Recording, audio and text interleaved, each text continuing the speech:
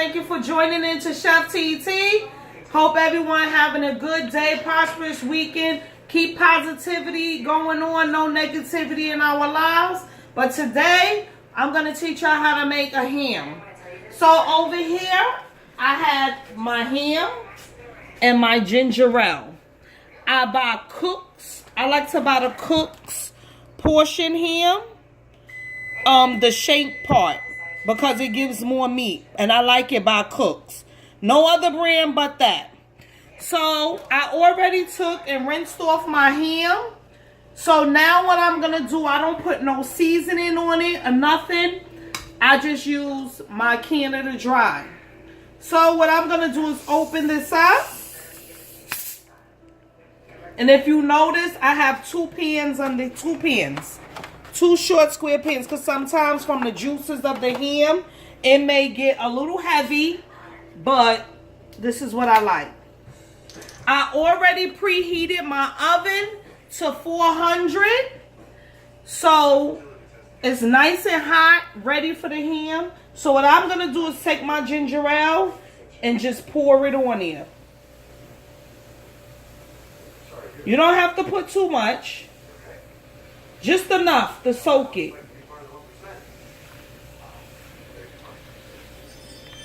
So it's enough of ginger ale in here. I poured it on top of my ham. And now I'm going to let the ham cook in the ginger ale. So from this point, I'm going to take my foil. And I'm just going to wrap my ham up, so the ham could cook and be nice and tender.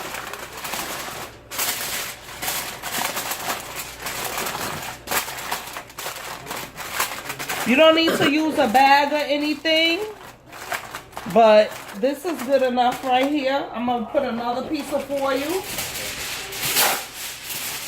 on it, just to secure the ham. Make it nice and tender. I like to use the foil on the shiny part, because it tends to cook the food a little better. So now what I'm going to do is open up my oven.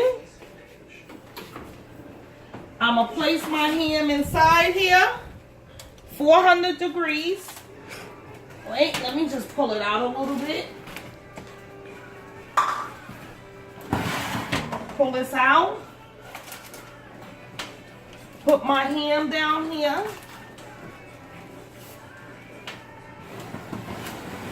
Push it in.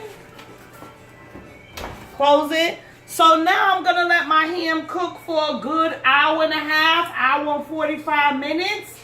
Then come back and check on it. And once it's done, we're going to take the foil off the top of it, because I like for the skin part to get crunchy. So for right now, we'll be back in a good hour. Hey everyone, I'm back. We're going to check on my ham. I'm going to pull it out the oven. It should be nice and done. Oh, let's bring it over here to the counter. It should be nice and juicy. Ooh, I spilled a little juice. Sorry.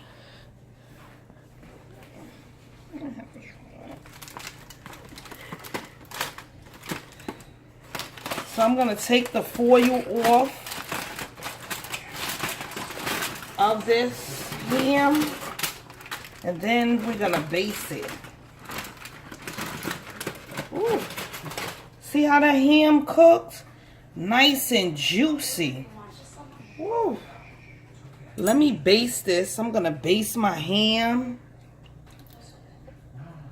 Pour the juice all on it. You don't want a dry ham. So I'm just going to baste it.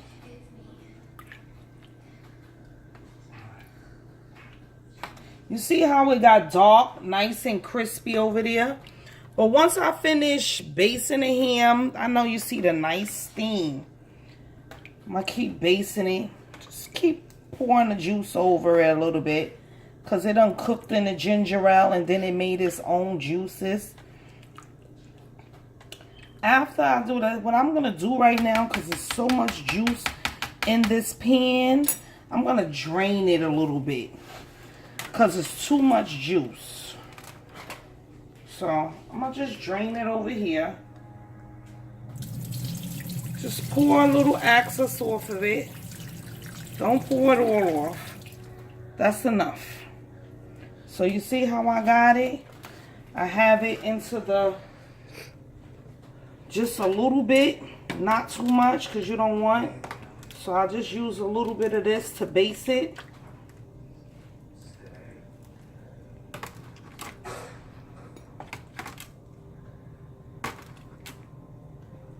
I don't want no dry ham. So I like to base it. It's well cooked thoroughly. So what I'm gonna do, I mean, normally people glaze the ham with other stuff, other things like ham glaze and stuff like that. I'm not gonna do that because I don't have it, so I'm gonna substitute it and I'm gonna use my syrup. You could use any brand of syrup, any of your preference that you like. So all I'm gonna do is take it and I'm gonna just go on, let it dribble on it. You just let it dribble.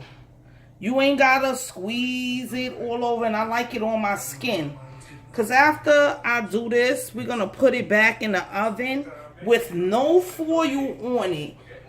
Just so the skin could be nice and crispy. This is what I use. I want to make sure I get all the parts in here.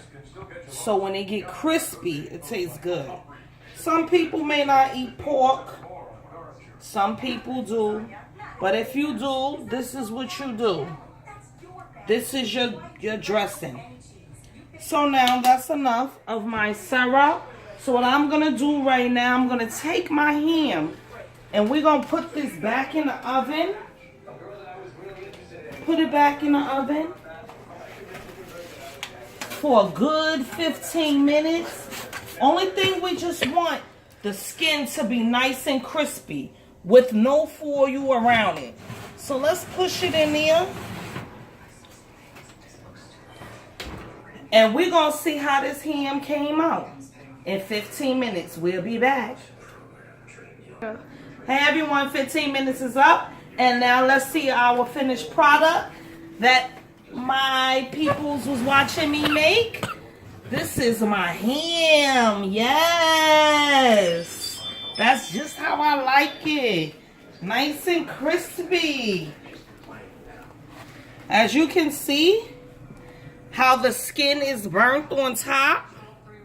That's how I like it. So I'm going to base it a little bit. I like my ham to be crispy. The skin, it tastes very good. So we're just going to base it a little bit, juicing it up. Excuse the spoon. My thing that I have to juice, suck up the juice and sprout it out, it broke on me today. So that's why I'm using a spoon. But it serves the purpose and still do the same thing. So we're going to cut into this ham right now. I just want to juice it up. Just so you can see, I'm going to spin it around the ham. The skin is nice and juicy. And remember, peoples, I brought a Cook's shank ham. They have shank and they have the butt. I like the shank because it gives more meat. So if you have company, that's the best one to buy. And when you cooking this, you only need to cook this ham because it's already pre-cooked. When you buy it, I like to cook the ham for an hour and a half, hour and 45 minutes. Then that's when you know it's fully done. I like to take off the foil and then put it back in the oven without the foil for at least a good 15 minutes so it can make the skin crunchy. You don't want it burnt, but just a little crunchy, sorry. And don't forget to base your ham You have to baste the ham because it makes it taste juicy. So right now I finished basting it.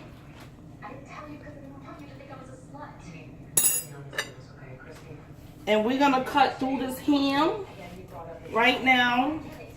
And we're gonna see what we're working with right here.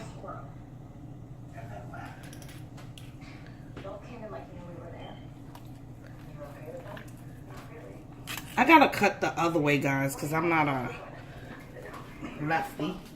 I'm a righty. So for me to cut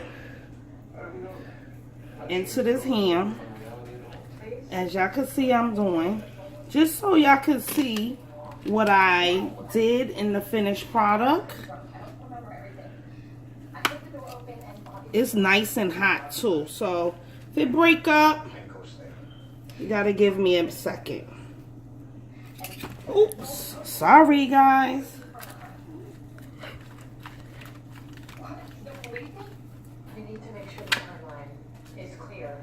Just so when you see how when you cut through it,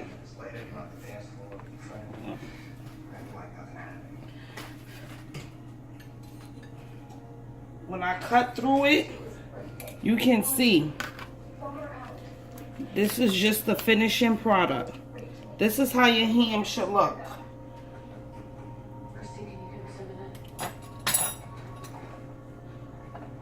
So it's still nice and hot. You have to let it really cool down some.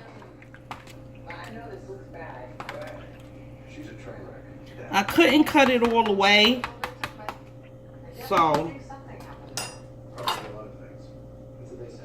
we'll see. So everyone, this is my finished product on the ham. As you can see, it's done in the middle, done around, and I got the crispy part here as well. So you can see. Let me just give it a little taste. Nice and juicy. So everyone, I just want to let you know something. If you see me cook with aluminum pans and things like that, that's because when you cooking and you cooking a lot, you don't want to do too many dishes after, because I like to cook and clean at the same time. But I like to use the aluminum pans because once the dinner and the food is done, you could just throw it away. So don't forget that I use to cook my ham. Just pour some rinse. You have to clean your ham off. Remember that, guys. Clean it off good. Rinse it off good. Put it in your pan. Soak it in some ginger ale. After that, pop it in the oven with foil on top. Y'all, as y'all can see, once again, my finished product with the skin crispy on top. Cook it for an hour and a half, hour and 45 minutes tops. So, guys, tell me what y'all think about knowing how to cook a ham. Like, share, and comment. Thank you, everyone. Good night. Peace.